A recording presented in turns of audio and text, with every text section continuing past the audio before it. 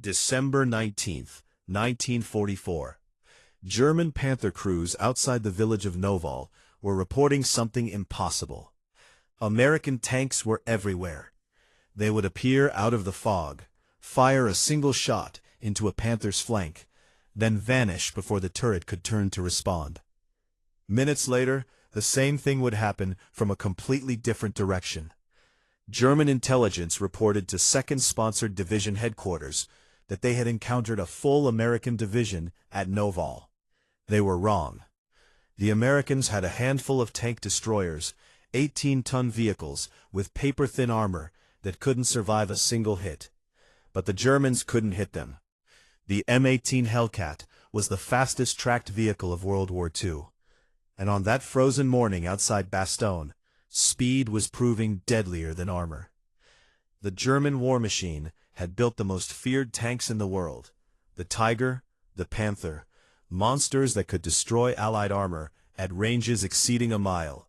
But these killing machines had a vulnerability that German engineers never solved. Their turrets depended on the main engine for power. The Tiger I used a hydraulic traverse system driven by the gearbox. At high engine RPM, the turret could complete a full rotation in about 60 seconds. But tanks don't fight at high RPM. They fight while stationary or crawling engines at idle. At idle, that same Tiger turret could take up to 4 minutes for a full rotation. And if the hydraulics failed, the crew had to hand crank 720 turns of the hand wheel for one full rotation. The Panther was better, but still flawed. At combat idle, traversing just 90 degrees took 15 to 20 seconds. This wasn't a minor inconvenience. This was a fatal flaw against the right enemy. In 1941, a lieutenant colonel named Andrew Davis Bruce took command of the Tank Destroyer Tactical and Firing Center. He had one job: figure out how to stop German pawns. Bruce studied the Blitzkrieg. He analyzed every engagement where Allied tanks had faced Panzers and lost. And he reached the conclusion that contradicted everything the Army believed about armored warfare. Tank destroyers should be fast, not armored. A puncher, not a slugger. His philosophy was simple. German tanks had thick frontal armor and powerful guns. Meeting them head-on was certain death. But German tanks were slow, their turrets were slower, and their side armor was thin. A fast vehicle could flank upon her before its turret could traverse, hit the side, kill the tank, disappear before the rest of the column could react. The Army thought he was insane. They built the vehicle anyway. But for the crews who would drive them, Bruce's theory was a terrifying reality. He was asking them to trade steel for speed, to bet their lives that they could move faster than the enemy could shoot.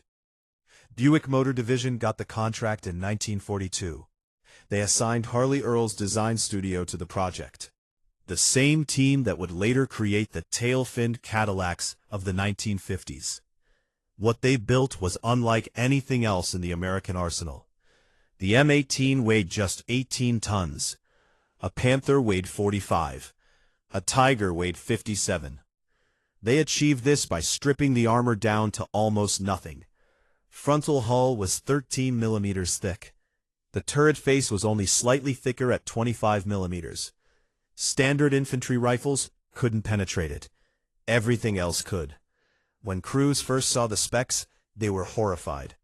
13 millimeters wasn't armor. It was skin. They joked that the steel was only there to keep the wind out. Inside that hull, you weren't protected. You were just hidden. The engine was a Wright R975 radial. The same aircraft engine used in the Sherman, but in a vehicle half the weight. The result was a top speed of 55 miles per hour, the fastest tracked armored fighting vehicle of World War II. They gave it a name that matched its personality, the Hellcat. The numbers told the story. At 30 miles per hour, an M18 covered 44 feet per second. In the 15 seconds a Panther needed to traverse 90 degrees, a Hellcat traveled over 600 feet, 200 yards of lateral movement. That was enough to stay ahead of the gun barrel. German gunners faced an impossible calculation: lead the target and hope it maintains course, or track it and watch your shells land where it used to be. Either way, you were probably going to miss, and you were only going to get one shot, because while you were traversing, that Hellcat was lining up a 76mm round on your side armor.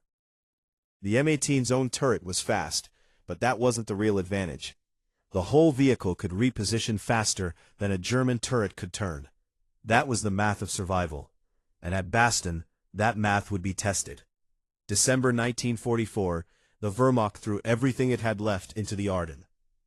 The 705th Tank Destroyer Battalion was attached to the 101st Airborne at Bastogne. Their commander was Lieutenant Colonel Clifford Templeton. When German armor from the 2nd Panzer Division threatened the village of Neuville, north of Bastogne, the 7005th was sent to help hold the line. They joined Team Dabry, a mixed force of Shermans, Hellcats, and paratroopers from the 56th. The commander was Major William Dabry. He was 26 years old, and he was about to face an entire Panzer Division. The fog was so thick that engagements happened at point-blank range. At that distance, the Hellcats' thin armor was a death sentence. But the Germans had to hit them first. Inside the Hellcats, the tension was suffocating. The M18 had an open top, no roof. The crews were exposed to freezing rain, sniper fire, and the deafening roar of battle. In the fog, every shadow looked like a tiger.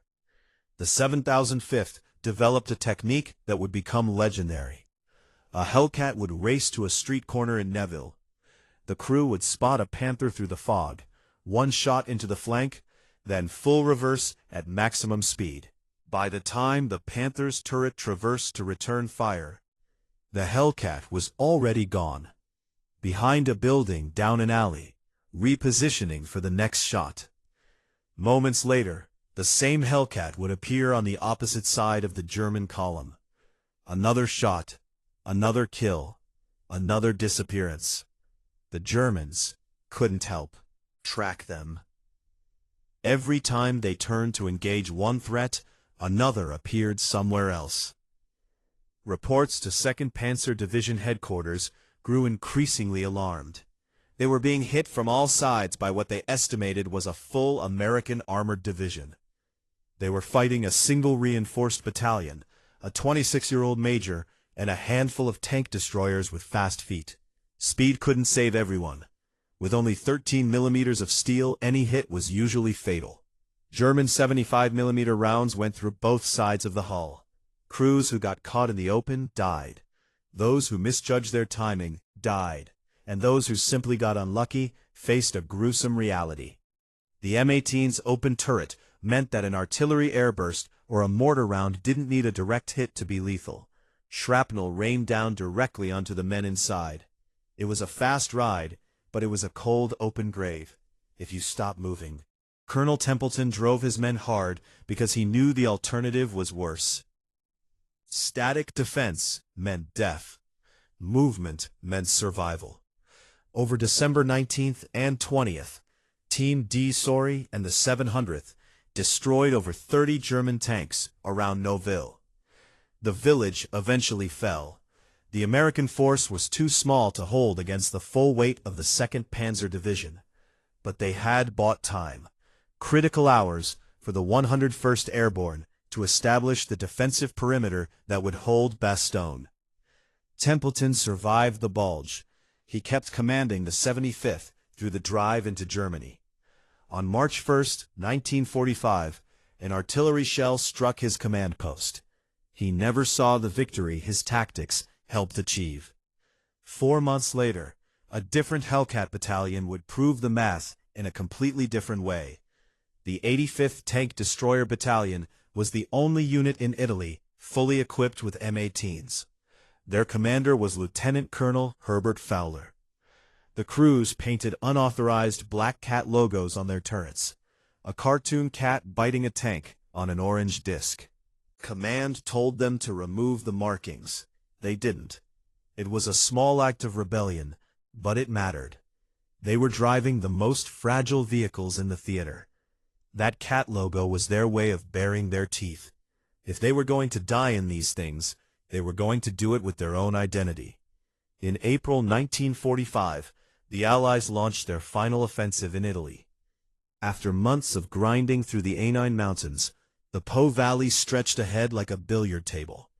German forces were retreating, columns of trucks, half-tracks and tanks streaming north toward the Alps. The soldiers called what happened next the rat race. The Po Valley was perfect Hellcat country, flat, open, no hedge or forest to slow them down. The 8005th Crews found themselves driving parallel to retreating German columns, not behind them, beside them. At 30 miles per hour, they would pull alongside and open fire. The 76mm guns raking trucks, half-tracks, and tanks from the flank. German gunners frantically cranked their turrets, but the geometry was hopeless. By the time a gun came around, the Hellcat that fired had already moved 200 yards down the column. It was a drive-by shooting at armored vehicle scale. And because the 8005th was the only Hellcat battalion in the entire theater, German intelligence was baffled. A black cat spotted outside Bologna in the morning would be reported 50 miles north by afternoon. The pursuit moved so fast that crews couldn't guard the prisoners they captured. They just disarmed the Germans and pointed them to the rear. Then they kept moving. The adrenaline was constant. Crews later recalled the surreal nature of the chase, speeding past enemy infantry who were too stunned to fire, the wind whipping through the open turret, the feeling of being in a hunt rather than a battle. By the end of the war, M18 Hellcats had compiled the highest kill ratio of any American tank or tank destroyer, 526 confirmed kills. The overall exchange ratio was roughly 2.4 to 1, better than the Sherman, rivaling the heavy-hitting M10, better than anything else the Americans fielded. The critics pointed out that Hellcat crews were elite, highly trained specialists who might have succeeded in any vehicle. Historian Stephen Zaloga called the M18 a poorly balanced design. He argued that success was attributable to the training and dedication of crews, not the vehicle itself. Maybe he was right, but those men chose how to fight. They chose speed, flanking, and hit-and-run tactics, because that's what the Hellcat allowed them to do. A different vehicle would have forced different tactics. Different tactics might have gotten more of them killed. The M18 Hellcat was retired almost immediately after the war. The tank-destroyer doctrine fell out of favor. Future American tanks would be heavily armored main battle tanks. The cruiser philosophy was abandoned. German tankers couldn't hit what they couldn't track. 15 seconds of turret traverse was an eternity against a vehicle moving 44 feet per second. The Panthers and Tigers were better tanks by every conventional measure.